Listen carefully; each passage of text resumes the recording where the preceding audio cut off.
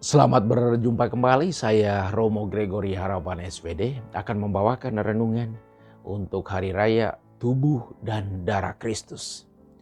Tuhan mengubah kekurangan kita menjadi sumber berkat yang melimpah.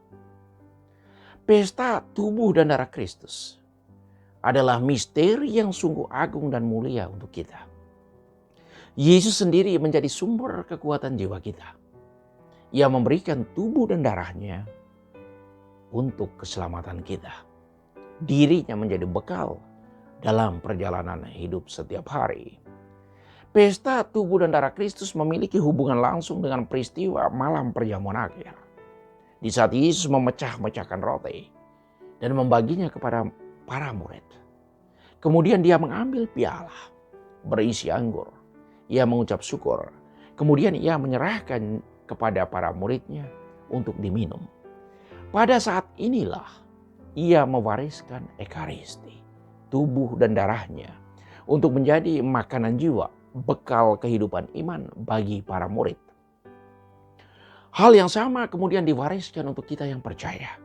Lakukanlah ini sebagai kenangan akan daku.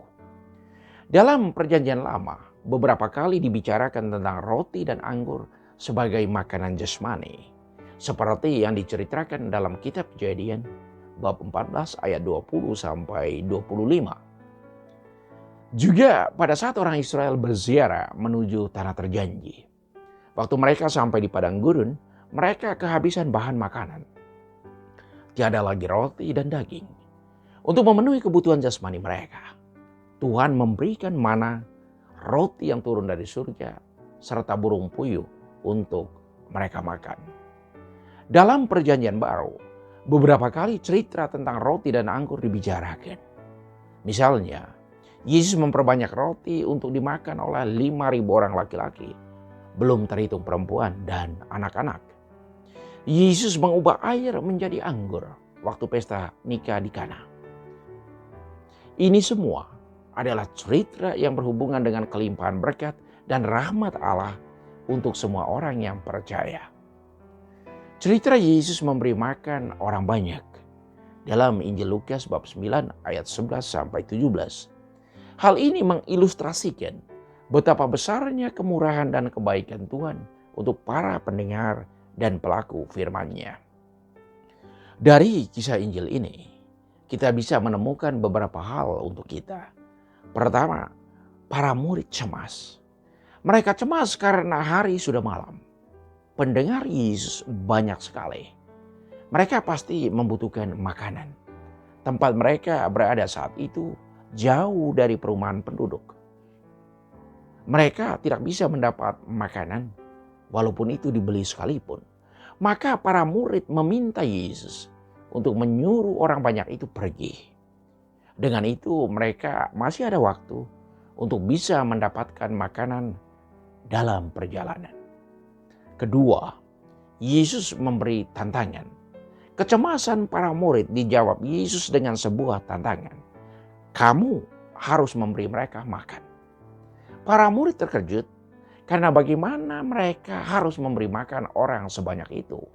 Ada 5.000 orang laki-laki, belum terhitung perempuan dan anak-anak.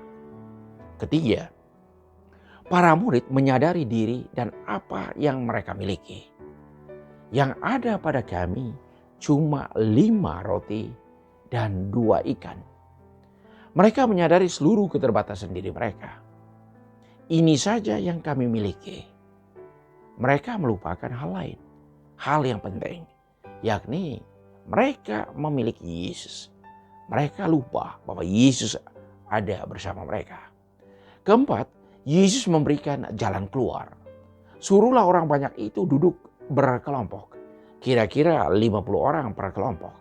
Itu berarti ada 100 kelompok laki-laki. Belum terhitung perempuan dan anak-anak. Tempat Yesus mengajar itu sangat luas. Bisa menampung orang sebanyak itu. Yesus mengambil 5 roti dan 2 ikan. Lalu menengadah ke langit. Mengucap berkat. Kemudian membagi roti itu. Dan memberikannya kepada para murid supaya dibagi-bagikan kepada orang banyak itu.